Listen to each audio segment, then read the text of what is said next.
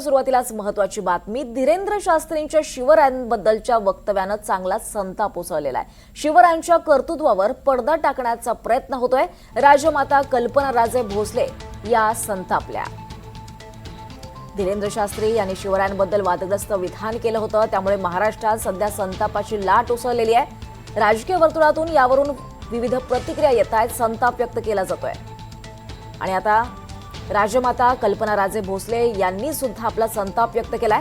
शिवरायांच्या कर्तृत्वावर पडदा टाकण्याचा प्रयत्न असल्याचं विधान कल्पना राजे भोसले यांनी केलेलं आहे. धीरेंद्र शास्त्री यांनी शिवरायांबद्दल वादग्रस्त विधान केलं होतं. आपल्या भाषणामध्ये शिवाजी महाराजांनी युद्धानंतर थकवा जाणवल्यावर समर्थ रामदास स्वामींच्या चरणी मुकुट ठेवला आणि राज्यकारभार सोपवण्याची विनंती केली, अशी कथा त्यांनी सांगितली होती. आणि यावरूनच संपूर्ण महाराष्ट्रात वाद पेटलाय. लोकांपर्यंत पोहोचावा याला करता मी मागील 25 वर्ष सातत्याने कार्य करतोय. पण हे करताना आपले गडकिल्ले आहेत, आपला इतिहास आहे, शिवचरित्र आहे, हे या माध्यमातून लोकांपर्यंत पोहोचावं हा या मोहिमेचा मुख्य उद्देश आहे. आता ही मोहीम शिवनेरीपासून सुरू झाली आणि 10 मेला रायगड येथे संपन्न होणार आहे. हे करताना 25 किल्ल्यांवरनं सगळं जल गोळा करून आम्ही रायगड येथे महाराजांच्या प्रतिमेस हा अभिषेक करून या मोहिमेची सांगता होईल.